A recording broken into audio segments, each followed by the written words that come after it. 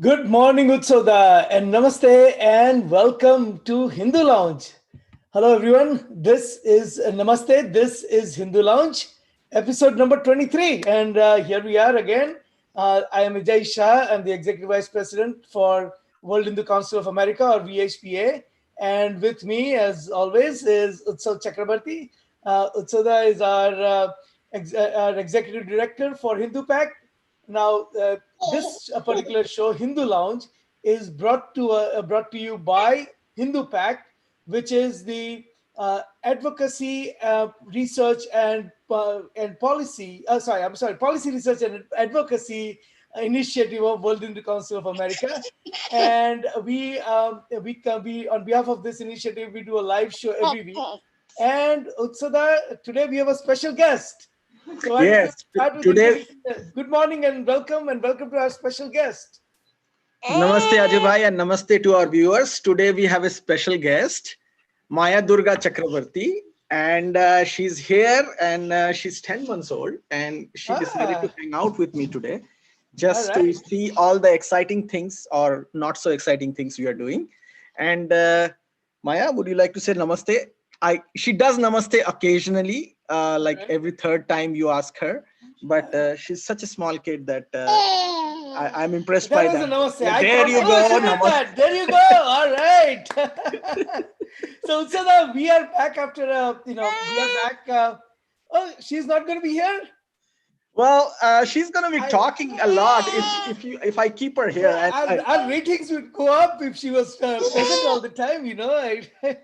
our guests may find her conversation more engaging than mine. So That's what I'm saying. That we should probably have her all through the show because if she is on the show, our ratings will go up. so She gets that. She's a crowd puller. So we she have is to a have her. crowd puller. She is a crowd puller, and she's a very happy and very fascinating kid. Uh, Yeah. we are learning from her every day as much as we hope she's learning from us.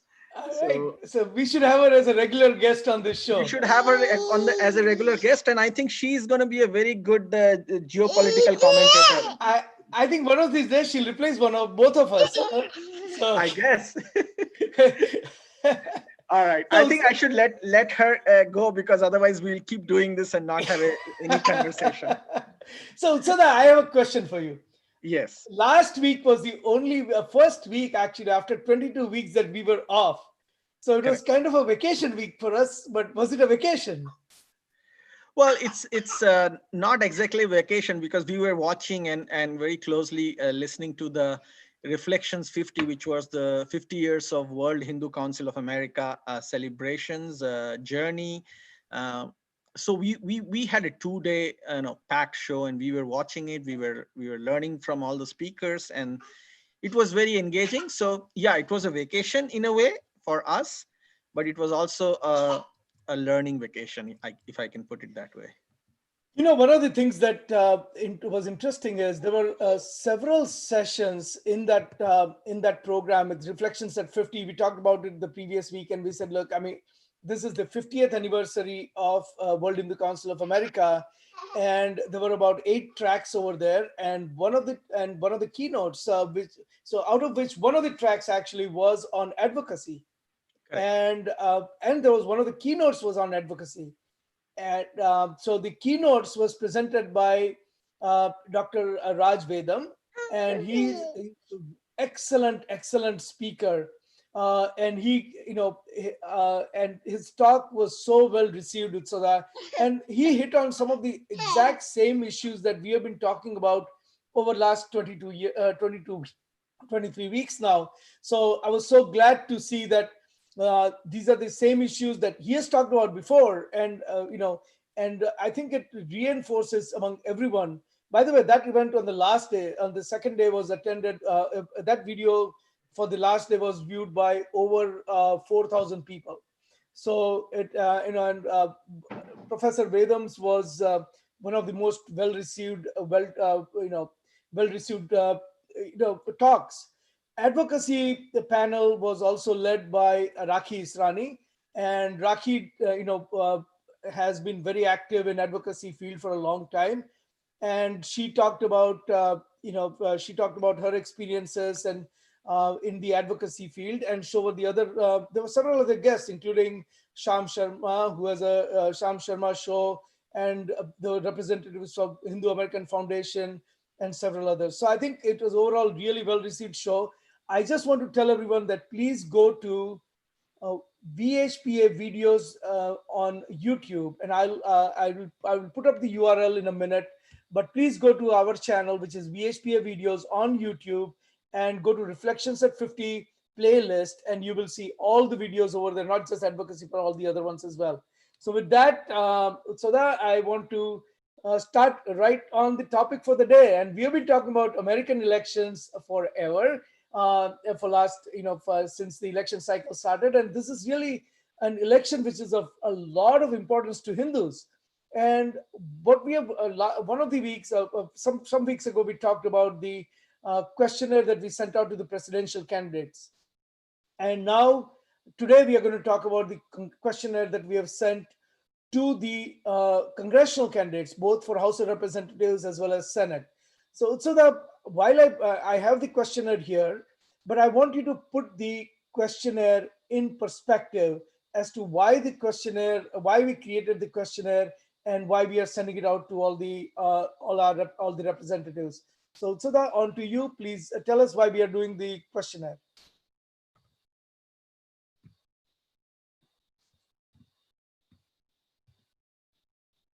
So that you might be on mute. Can you guys hear me?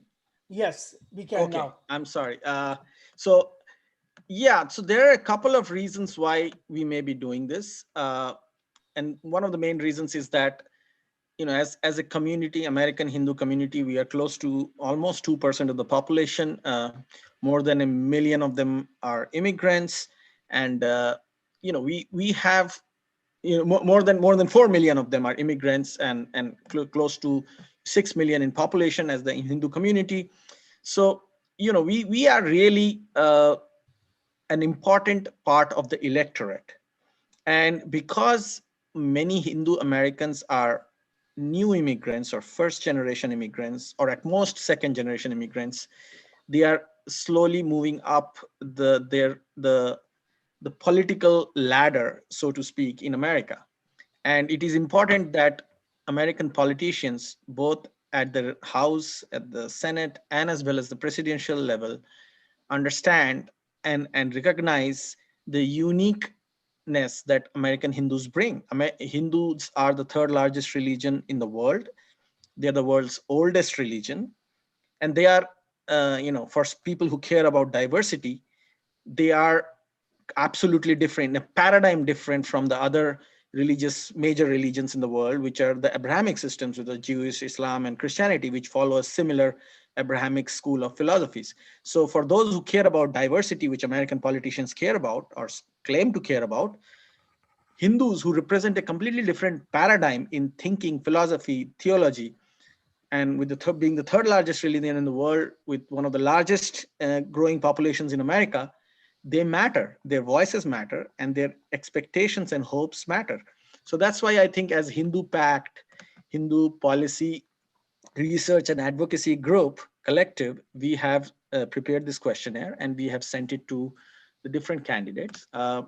We are not very, a big organization, so we have been trying for a while to reach out to as many lawmakers and candidates as possible. And if you are in the community, if you know lawmakers, if you know staffers, get in touch with us or join our website, or HinduPACT.org, and you will see the questionnaire, and feel free to share it and let us know what your candidates think about it. And so that I want to actually, to your point, right? There was a recent survey that came out that polled Asian Americans. And before we go to the questionnaire, just to kind of set the context, let's go over the poll, and I'll set some context and get your reaction. Okay. So here is the questionnaire that was put out by a group called APIA, and they worked with so it's and they worked with Asian Americans advancing justice. So that if you take a look at the survey, um,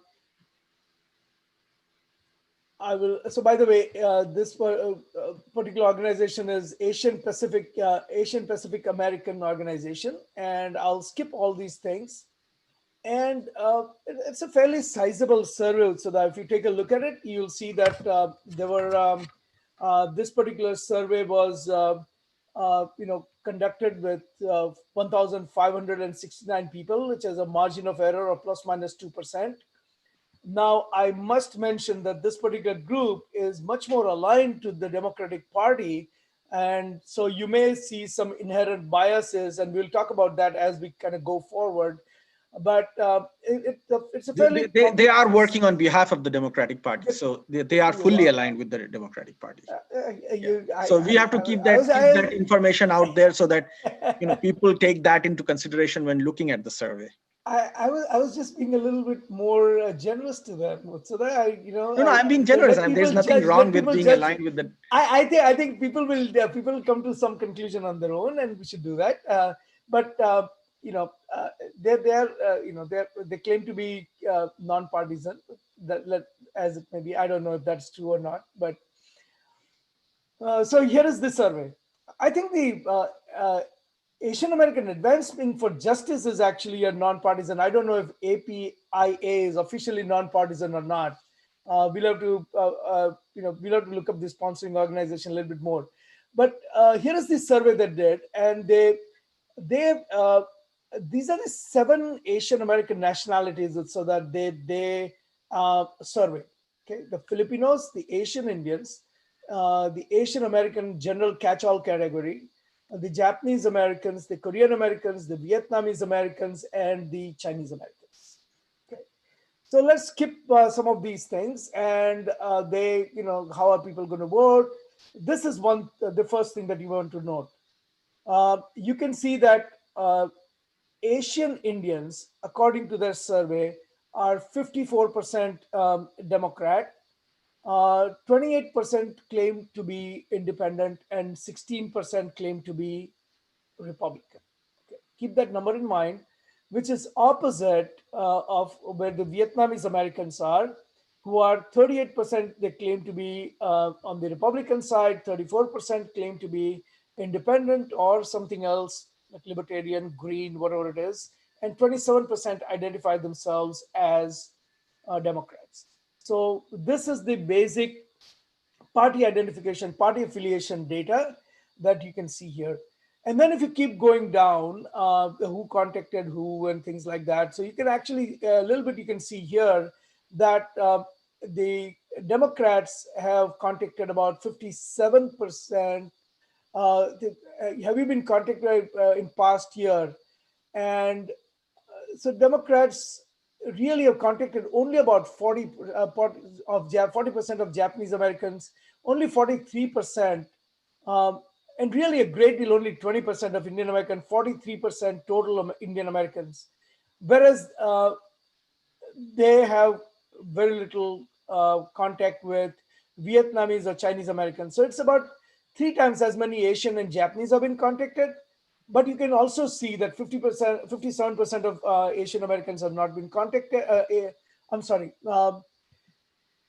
53% of Asian Americans have not been contacted, and another 23% have barely been contacted. Now, if you look at the number of Asian Indians who identify themselves as Democrats, and you see this low rate of contact, it kind of tells me so that they are taking the Asian Indian vote for granted. Okay, this is reinforced on the other hand. So their survey shows that Republicans have contacted only 28% of Asian Indians. Now this, so that on the face of it does not make sense to you. I'm not. So let me just ask you this before we talk about the rest of the survey. Because we talked about the Biden campaign event that both of us attended, online event, and where they said that they're going all out and they're contacting the Asian Indians, and how in 10 battleground states, the Asian Indians are going to be the biggest difference makers and all of that, right? And here it shows that they are contacted only 43% of Asian Indians, or actually only 20% great deal. What does it tell you? So I think the in terms of contacting, I agree with you. The Republicans are fighting harder to reach the Asian Indians, as the Democrats, as this democratically aligned group is calling it. I would use the term Hindu Americans because most of them are Hindu Americans. So Republicans are fighting harder to reach the Hindu Americans. But at the same time, I have to say that this survey is not representing the actions being taken in the last 1 month, I think. And that's where I believe that the Democrats have realized that they have been taking the American Hindu community for granted, number one, and therefore they need to reach out to the American Hindu community more. So in September, I have seen that Democrats have actually made more effort to reach out to the American Hindu community, knowing fully well that over the past many months, they took this community for granted because they, by previous records, they know that most American Hindus are Democratic Party aligned. And obviously they threw many of the Hindu American issues under the bus, as we all know, and we have discussed this in other conversations before on our show. So I think they are changing. So I won't say that they have taken these votes for granted. I think the Democrats have changed in the last 1 month, and they're approaching American Hindus more aggressively.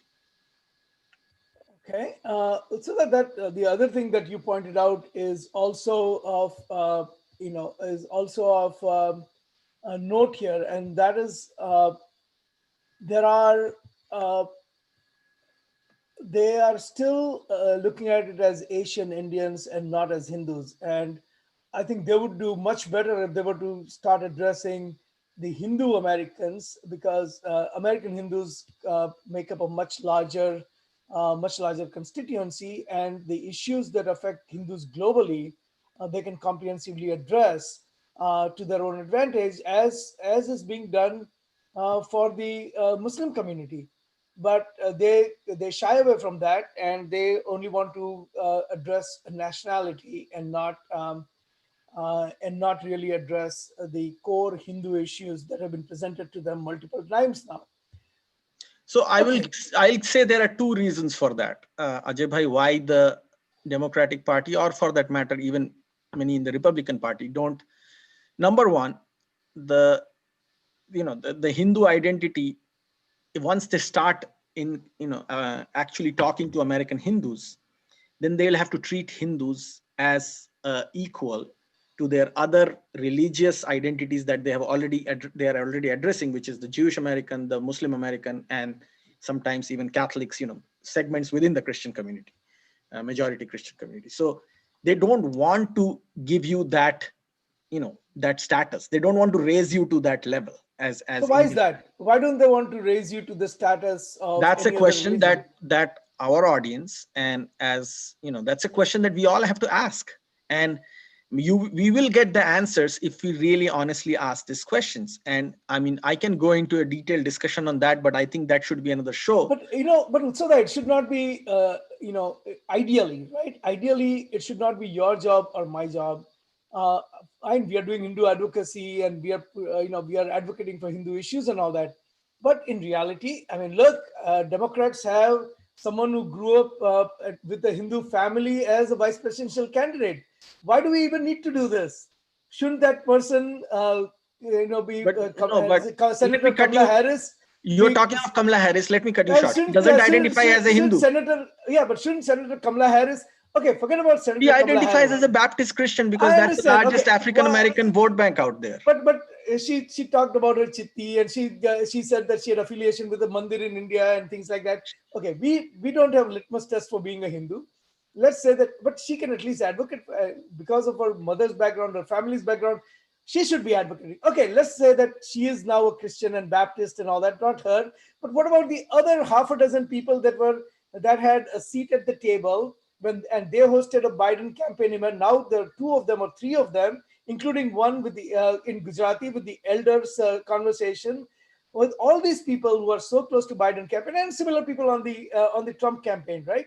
There are several Hindu groups associated, I would say Indian groups, Indian PACs, Hindu PACs, not PAC like as in Hindu PAC, but PAC PACs that are affiliated with Republican campaigns. Should the campaigns themselves have heard about their, financial supporters, their workers, their volunteers, their staff, and say, hey, we heard about these Hindu issues. What can we proactively they approach us and say, we have heard all these issues from our people. Now you are the advocacy group. What can we do for you? Why is this the other way around? So that's because, again, I'll go back to this whole issue of how you, because acknowledging identities provides you a platform. By all means, and this is probably a bipartisan issue, not just a Democratic Party issue. Yeah, We are that's why I brought discussing a up all the survey. Republican Yeah, this is a PACs. survey that has been done by a Democratic linked group. But I think at a bipartisan level, acknowledging the Hindu identity in America opens up a can of worms where they will, the people who are doing this will have to give you an equal or parallel status with Jewish American, Muslim American, and Christian American identity. They don't want that, and they assume that most of their Hindu American voters also don't care about that. They're happy to be Asian Americans, they're happy to be South Asian Americans, which is another can of worms. They're happy to be Indian Americans, and that's how they have been treated for the last 2-3 decades, where they actually have become a significant number of the voters. But Utsada, you are saying they. I'm not talking about they. I'm talking about all the Hindus that are sitting in the in the Biden campaign, all the Hindus that are sitting in the Trump campaign. Why are they not advocating for Hindu issues? Why are they not saying to the other campaign officials that, hey, look, here is a significant voting block that will make a difference? Not my data, their own data, API data, that says that in 10 battleground states, Hindus are going to make a difference, right? They're saying that.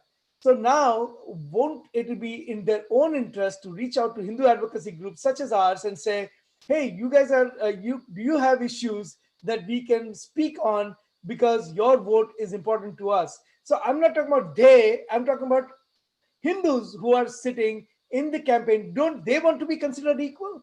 I mean, okay, let's So say I would have to acknowledge that and say that they don't have the, I would to actually accuse them of not having the foresight or the strategic thinking to even understand this. or is it that they don't have the backbone? So that was what I was coming to next. I think many of the American Hindus who are in these campaigns are just happy that they have reached a place where they are being given this importance within any campaign, with whether it is a Democratic Party or the Republican Party campaign. So they feel it's a colonization narrative that still lingers on in many of our communities. They're happy to be having a place at the table themselves, and they're willing to make all the compromises they need to make to keep that place at the table.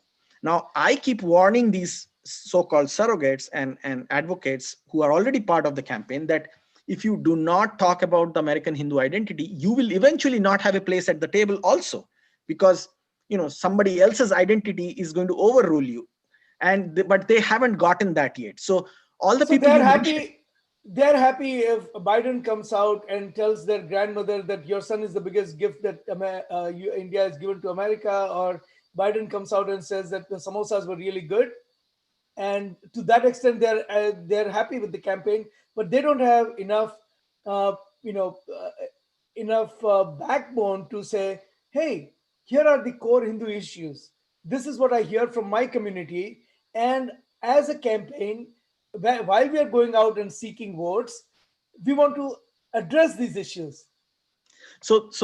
that's the problem, that many of these people are not actually interested in thinking about what issues need to be addressed now, what issues need to be addressed 10 years from now and 50 years from now. And they probably don't have the wherewithals or the desire to understand these issues and present them. They're happy to have a occasional, tea and samosa event, and that's their reward for being a good supporter and a good voice for any of the campaigns. It's very cosmetic, it's very surface level. They're happy to be at that level. Maybe the And occasional Bollywood music in in the background, that makes them happy. That's where they are. And you know no, what? to be honest with you, Ajay, I wanted to make a point on this one. Yeah, please. A congressman once told me, I was in a meeting with a congressman once, and he said that Indian Americans are the best donors. I mean, he didn't use the word Hindu Americans either, because Indian Americans give the money, take a picture, and put it on Facebook, and then don't ask any more questions. So Yeah. I guess, that anecdote gives you the big and small of what our community is doing and how it is doing it. And look, I mean, uh, I think the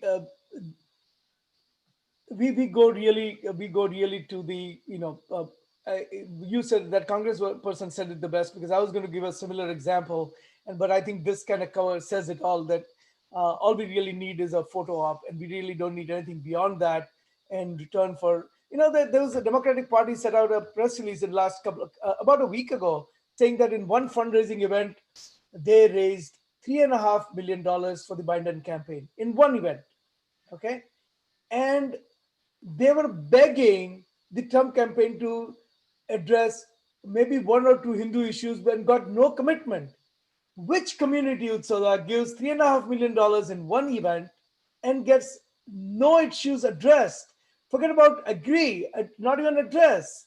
They don't even get it, and they're still pleading and begging Biden campaign to create a Hindu page, which they have a page for Islam and Jewish and Catholic and all of that. And we have been and the people who are Hindus, donors to Biden, have been begging for months to create one web page, and they're not even getting that. What kind of leverage they have? You know what? No, no, but the funny I'll go thing, for. Ajay bhai, I'll is just say one. Hold on, hold on. I just one last thing. You know what?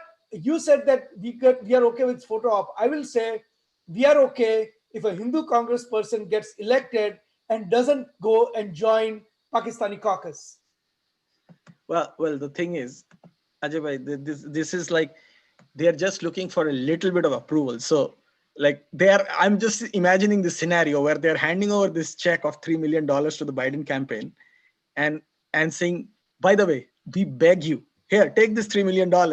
We beg you, at least have a web page for the Hindu community that we have been asking for the last 6 months, or 4 months actually, to be exact. And I wonder what the Biden campaign person who is taking that check is thinking. He's like, well, you know what, we'll keep this issue alive and wait for them to give another $3 million and ask them for the same question again next time. Really, you're so right. I mean, and these people will, as I said, they will be happy.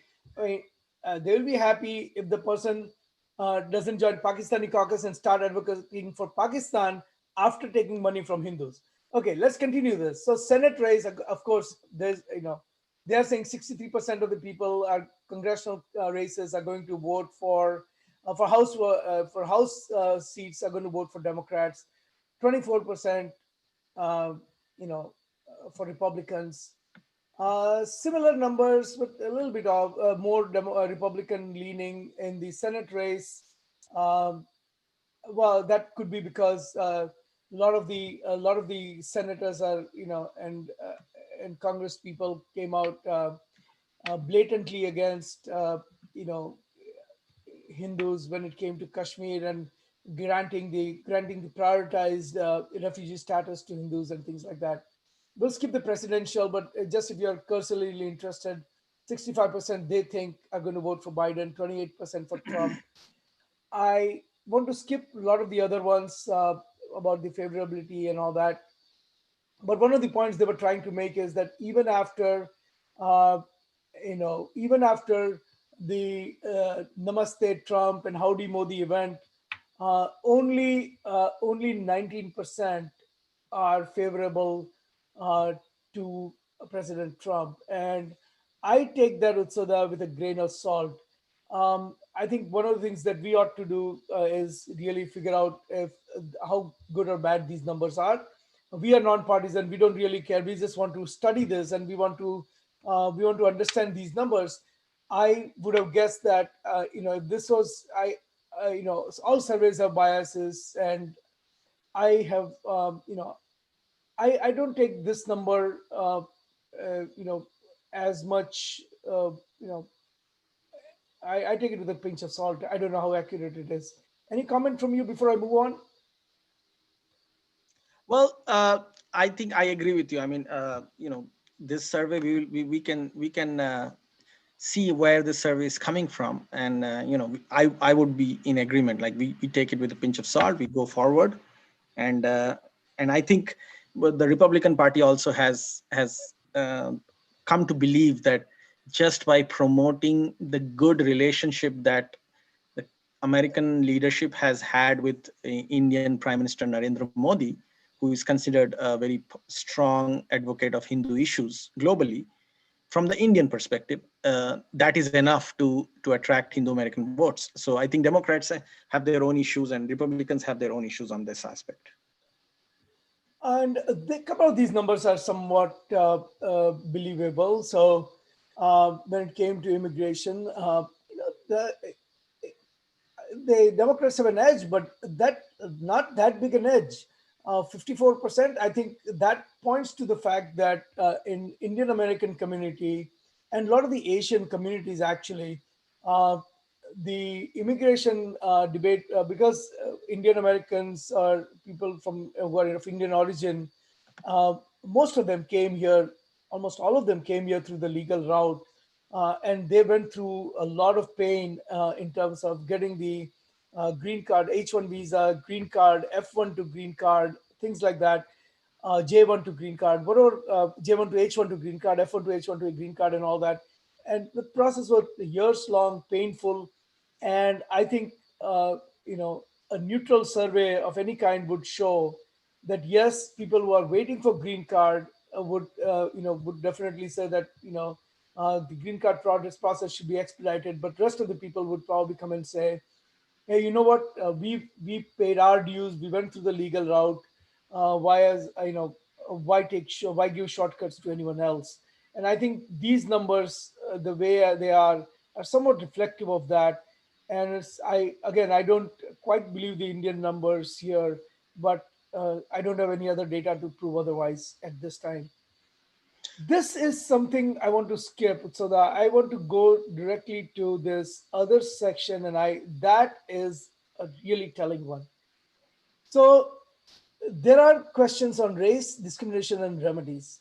Okay, so uh, they ask questions. Have you faced discrimination? And their survey shows, again, remember this is a democratic leaning group, and their survey shows that most of the Asians have faced a lot or at least some discrimination. Um, I I will take their word for it. Um, I want to come to this, Utsala. Utsala, look at this survey. Okay, Vietnam is a Buddhist country.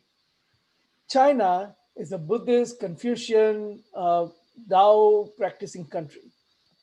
Philippines is a Christian country, right? With the big Muslim uprising and all that, but a Christian country. This is just a catch-all category. I don't know who else falls into this. Japanese Japan is a Buddhist country. Korea is still 75% Buddhist country. India is 80% Hindu country. The question they ask is about discrimination against Muslims. They don't ask, is there Hindu phobia? They don't ask, is there a Buddhism phobia? They don't ask, anything about Sikhs. They don't ask anything about dharmic tradition people, which is Hindu, Buddha, Jain, and Sikh. They don't ask a question against how much, tell us how much discrimination there is against people of dharmic tradition in society today, because that is what would be addressing the majority of this group, almost all of this group, at least 80 to 90% of this group, right? But they are asking these people about discrimination against Muslims instead of asking about, and I can go over the whole survey for people who think that, okay, there might be some survey question hidden there. I have read this entire survey. There's no question about discrimination Hindus, discrimination Buddhists, discrimination Sikh, discrimination Jains, none. Utsada, Why would anyone do this? So that, I mean, this question kind of gives away the biases and probably the drivers of the agenda who that this group is trying to push through. And the reason I think this question is there is because whoever was surveyed, whoever was surveying, was using even this survey, where the audience, the people who were surveyed are probably, I'm assuming, based on the demographic they're calling out, 95% non-Muslims, and themselves facing discrimination in many aspects. And instead of asking about these issues, they are focusing on how these people are going to respond about Muslims, because they are trying to make these people think in a certain way, number one. And then they're trying to show certain other people, in this case the Muslims, that look, these are the people who are also going to be intersectionally aligned with you. So this survey is an intersectional effort to run an agenda. And obviously, I would urge people to go and look into the people who are sponsoring this survey, these kinds of surveys. Yeah, so that we did have one caller, and while we were talking, I didn't quite notice it. So I want to just say that someone who called from area code 310, please call again. We missed your call, and we look forward to hearing from you. I want to remind everyone that the dial-in information is on the Facebook, on YouTube, on Twitter. Please call. This is a call-in show. We want to hear from you. Your participation is important to us. And for those who are just joining us, this is Hindu Lounge. Hindu Lounge is a live weekly broadcast of HinduPACT. And HinduPACT is an initiative of World Hindu Council of America, which is VHPA. So that I will uh, also another thing that that kind of immediately came to my attention is that uh, most of the people who are answering the question here are also not Muslims, because the demographics show that 80 to That's what I was 90% of saying, the people, that yeah, 95% of these people, in my assumption, based on the nationalities that these guys are claiming to cover, are not Muslims. And you're literally leading them into this narrative because that's what your agenda is. well, let's even not say, so of course you're leading and all that, but even if you look at the other way around, how would they even know if there's discrimination against Muslims? They're not Muslims, they've not experienced it. This is, That's why I'm hearsay at saying that. best, right? That's why I'm saying it's a leading effort. Yeah. That's why I'm saying it's a leading effort. You're absolutely right.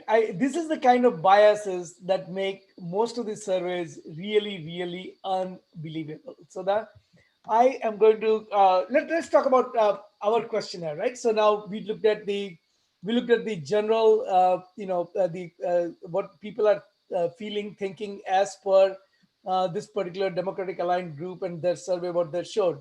And now let's spend a few minutes looking at our questions and see what you have to say. Let me bring up our questionnaire, and I want to get Utsada your take on it.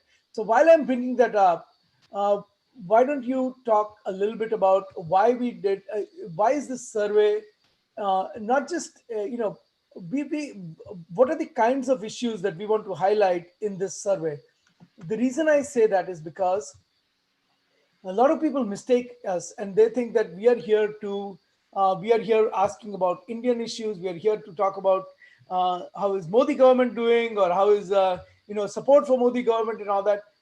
Shouldn't we should probably remind everyone that, look, we are a we are part of a 501c, okay, which means that we really have no we have no position on, we are not registered foreign agents. We don't have any biases towards one party or the other, one part political party or the other, or one candidate or the other. We are here talking about the actual issues. So that with that, let me share my screen and give you the opportunity to kind of go over some of these questions and tell us why this these questions are important to the Hindu community in America. So I'm sure you can see my screen, so please take it away. Correct. So, we worked on this for a couple of weeks and came up with this narrative. And as you can see, our focus is on American Hindus when it comes to domestic issues, not Indians, even though there might be a big overlap. But we are not looking at it from quote unquote Indian perspective, because even though many of the immigrants are Indians who are Hindus, we are we include Bangladeshi Hindus, we include Hindus from Nepal, we include Hindus from East Asia, Hindus from, you know, white American, Black American communities who have embraced Hinduism over the years. You include Hindus from the Caribbeans.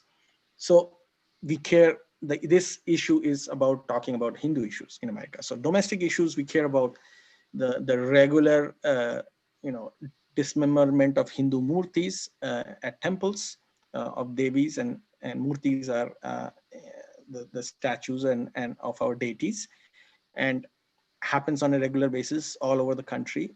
The hate crimes that are targeted through graffiti at temples, through physical attacks on temples. Uh, so that's one of the most important issues as a growing religious community in America. Then, uh, you know, very important issue that we are facing right now is this colonial and sometimes even theological hatred for history of Hindus and theology of Hindus. So, you know, how Hindu religion is represented in schools in America affects how kids treat other Hindu kids. And it's despicable that many of the times the Hindus are represented as, you know, lower beliefs, as somebody who represents, and it comes from the exclusivist religions who in their theology have a disdain for, you know, Hindu dharma and the principles that Hindus stand for. Didn't Biden say that he wants to promote the education of Islam and other Abrahamic religions in the school? Other true religions, The true religions. Well, Yeah, he so used a different word. I'm trying to remember what he used, but yeah, so yeah, basically he I mean, meant that so this bias all the is Abrahamic faith. And a whether it presidential candidate comes out and says that I no, want to teach. so First this of all, what this happened to is real. separation of church and state? And he wants to actually teach only certain religions that he agrees with or who funds him or whatever No, in it's the not about schools. him agreeing with it. It's not about him. It's a far Well, more that's why I said fundamental. funds him. It's far more fundamental than that, Ajay Bhai. The far more fundamental issue is that at a very core, I mean, him being a Catholic, he may really believe in separation of church and state, but the church part of, you know, of that separation that actually believes that Hindu religion or Hindu, Buddhist, Sikh, all the dharmic faiths, you know, Hindu, Buddhist, Sikh, Confucian, Shinto, they are not religions. They need to be converted.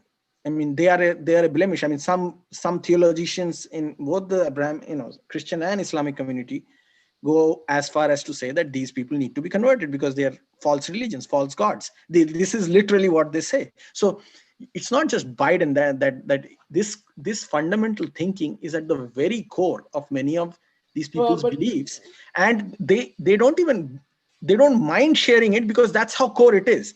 It's like almost acknowledging that, okay, I'm a human being and therefore I'm superior than every other species. You know, it's at that level of thinking, at that core level of thinking. So that is where it's coming from, and we need to so change that that. I go back to my previous question that I asked you a few minutes ago. What are Hindus sitting in those campaigns and the Biden campaign doing? Why are they sitting there and not calling him on it? Well, because they are happy to be actually being included as a human in the campaign. What? They are not included as human beings, right? I mean, they are sitting there, they're claiming they're Hindus, We will and have they're a sitting conversation there, on and colonization. Biden is making these claims. And again, I've look, we are non-partisan. We treat everyone equally. And It's next not time we are just going to Biden talk though. about It's in both campaigns. it's It's in not both just the campaigns because there was a recent letter that was signed by 14 politicians. Some of them were Republicans, and that brought out a similar sentiment. So again, we are not trying to be partisan here, but a presidential candidate. Come on, Utsuda, the presidential candidate. He has a dozen Hindus who are his surrogates, who are at the high level of his. well. He's happy to make them happy by eating a samosa and the tea on an occasion. Okay, that's what is all that is needed to make these guys happy. Uh, So well, if the samosas are good, maybe even there is I'll shut but up and I'll not talk Ajay bhai, about his we are campaign. running out of time, so we should, So, well, this yeah. is too much fun. So that keep going. Talk about global issues. Well, we started a little late, so we have about I would say about 12 minutes to go. So Okay. keep going. So so Global so issues. So I so think I immigration still issue want to is really cover. I important, still right? want to cover one issue from the domestic issues, and not just Okay. about how Hindu education and how Hindus are treated in school textbooks and in universities, where there is very significant Hindu phobia, and these universities are funded by taxpayers' money in many occasions, and therefore we need to make sure that if your and mine and everybody else's tax money is going to these universities, they need to stop Hindu phobia, and Yeah. uh, and at a very fundamental level. So that is important. And then this is an important issue. The third point, which is, you know 80% of the people who are immigrants to this country waiting for green cards, and on occasions more than 20 years, are Hindus. And this is something that disproportionately affects the American Hindu community. It disproportionately treats them as second class, I won't use the word citizen, but second class immigrants, because they crossed their T's and dotted their I's and went through the legal process, and yet they have to wait half their lives to become, even, get the basic rights in this country. So we need to, I really, want to push this as something important to the American Hindu community, that the people who are waiting in green card lines for the last 20 years need to be given equal treatment. I'm not asking for special treatment, just equal treatment as legal immigrants to this country.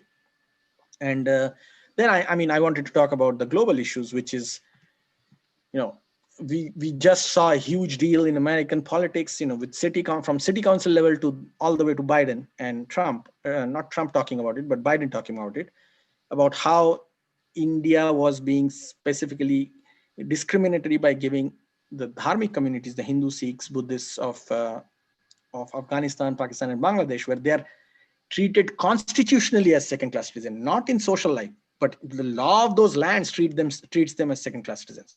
And India was giving them special status in getting citizenship in India as equal citizens, and that was opposed by many of these people in And America. but Biden himself said that Sikhs and Hindus from Afghanistan should be given prioritized, So that's the asylum in hypocrisy US, of but Biden. he doesn't want them to get a prioritized asylum in India. That's the So hypocrisy. So Biden is okay with actually promoting these. He acknowledges that they are treated as second-class citizens yeah, in Afghanistan, Pakistan, and Bangladesh. He wants to give them special status in America, but when India gives them special status and actually implements at a much larger scale yeah. their well-being, he goes out and opposes them because his Muslim constituents tell him to, and that's where the hypocrisy lies. So And the Hindus who are sitting at the table stay quiet or go the other way around. they So stay I quiet. don't want to let them off the hook today. So that it's I blame the Hindus who are sitting at those campaigns, both Biden and Trump campaigns, for not doing enough for the Hindu community. That And understood, I'm and sure I that agree with you. it's I can probably even forgive Biden and Trump, but I cannot forgive the people who are Hindus who are sitting on their campaigns, especially the way Biden campaign right now has been completely going against Hindus in a lot of these cases. But again, we are not partisan, and we are really hopeful that Biden campaign looks at this particular show, reaches out to us, and starts a conversation. That's all we are asking, right? We're not asking that, we're not asking for anything else. We're saying start a conversation with us, look at the issues, and opine on them. And I don't want to, I think the last part is really the counterterrorism part.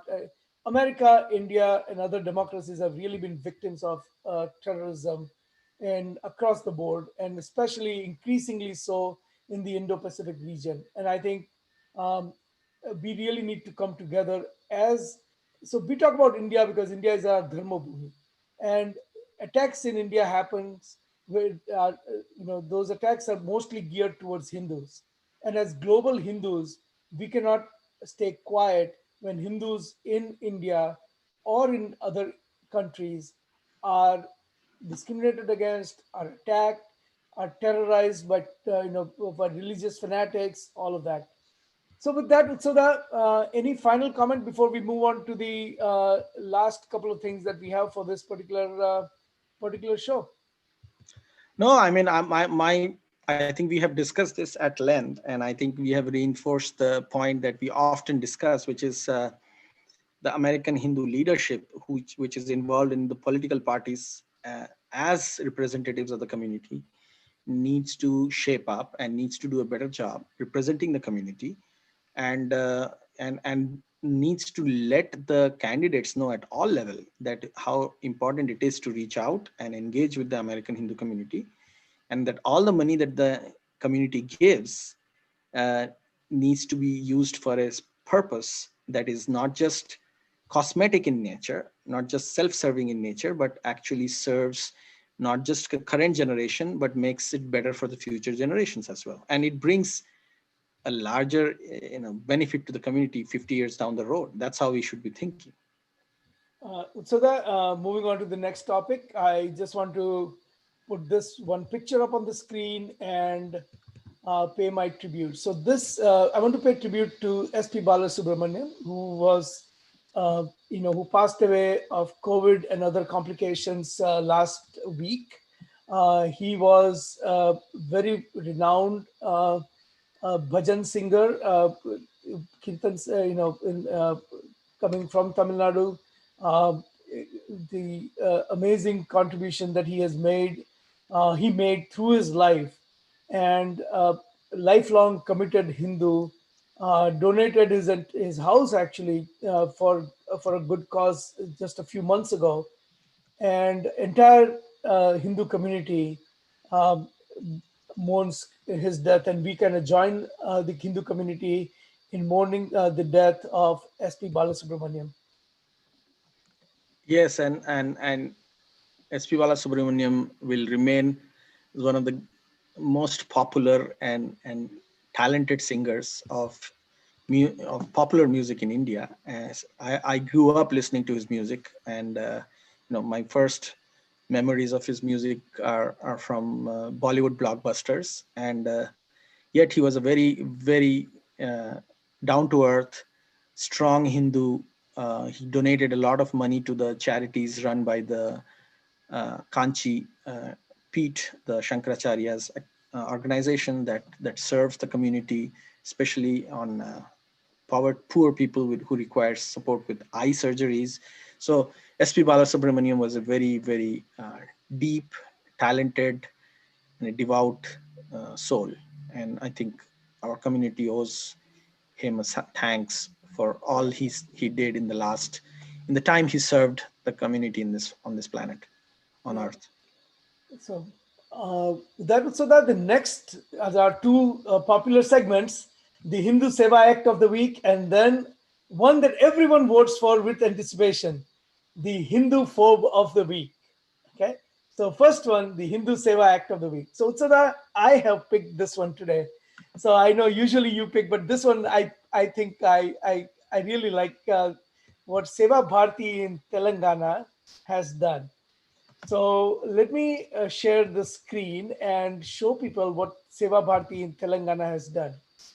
So the in January this year, there was a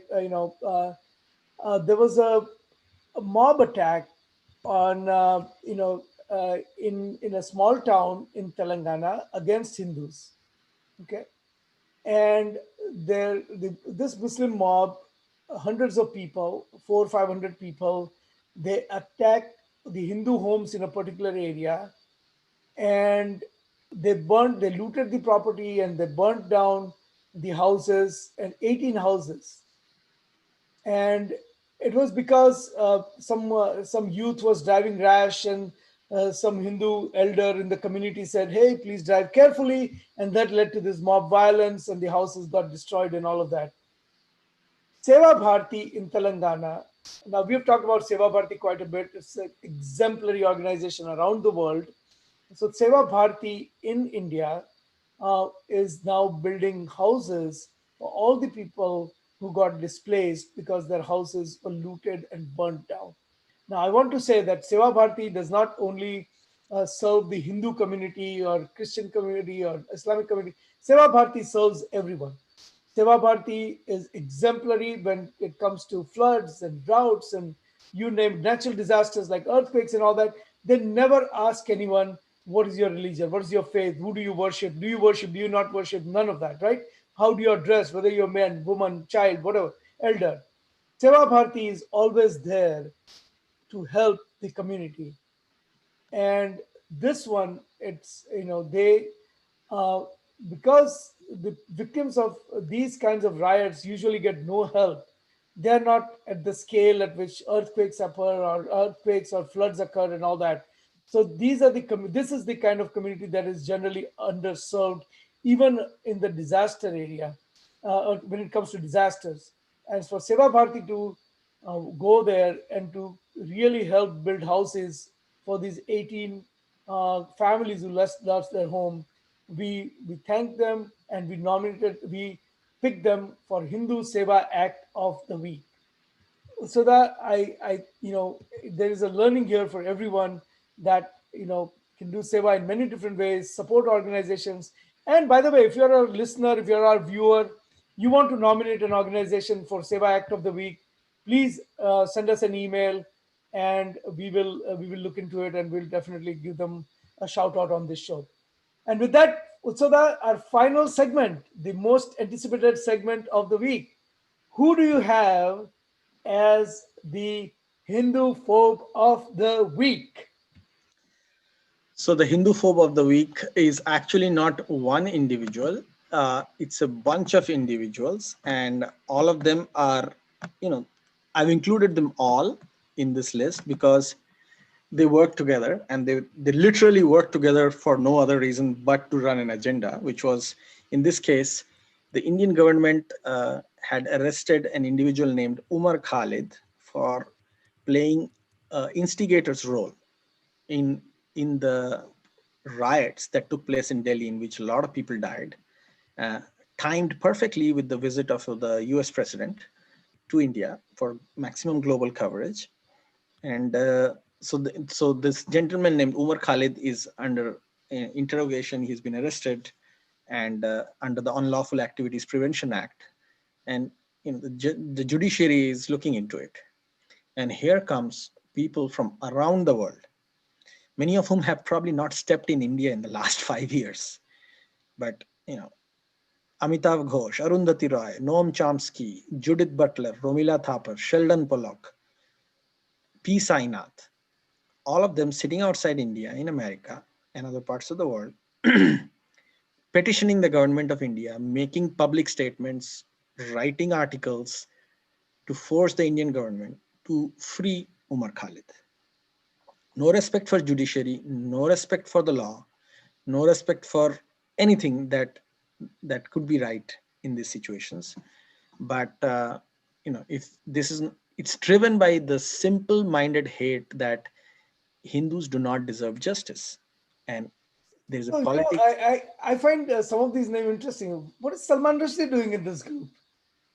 I think Salman Rushdie should also not just be given the title of Hindu phobe of the week, but additionally, he should also be given the title of the hypocrite of the week, because Salman Rushdie spent 8 years of his life living in a basement in London for writing a book, on, it's his freedom of speech on Islam's Prophet Muhammad. But let's not get Because into the if, book. But I mean, yeah, that people, Ayatollah Khomeini didn't like it, right?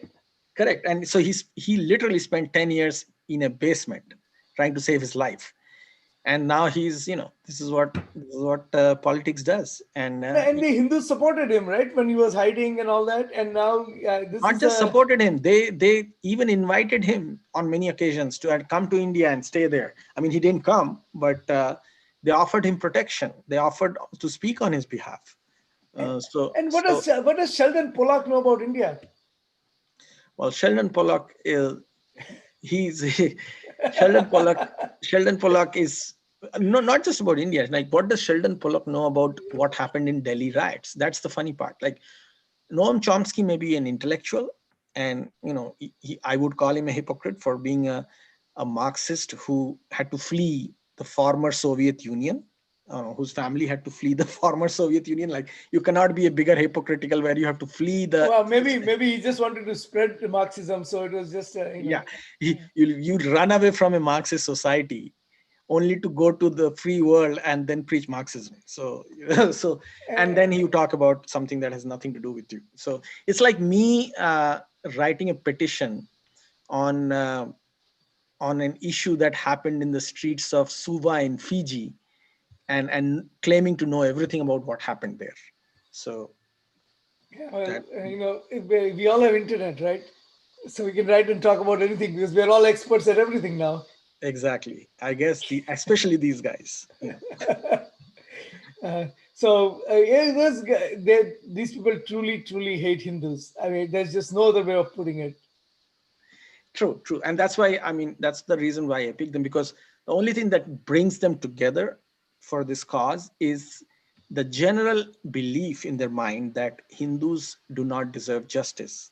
And it is preceded, they have to be given less preference than somebody else who fits into their larger narrative or worldview. Yeah. Well, so that's we come to an end with of Hindu Lounge this week. I just want to remind everyone, Utsav Chakravarti is our executive director of HinduPACT, and I'm Ajay Shah. I'm the convener of HinduPACT. HinduPACT is an initiative of World Hindu Council of America. Hindu Lounge comes live every Sunday at 11 o'clock Eastern. We are live on Facebook, we are live on Twitter, Periscope, and we are live on Facebook. So YouTube, Facebook, and Twitter. We are live on all three platforms, and we welcome your participation. It's a call-in show. I'm sorry I missed the call today, but please, join us next week. We'll be here with another exciting American Hindu issue. This is a contemporary American issue-oriented show, Hindu Lounge. And with that, we say namaste, and we'll see you next week. So namaste. Namaste.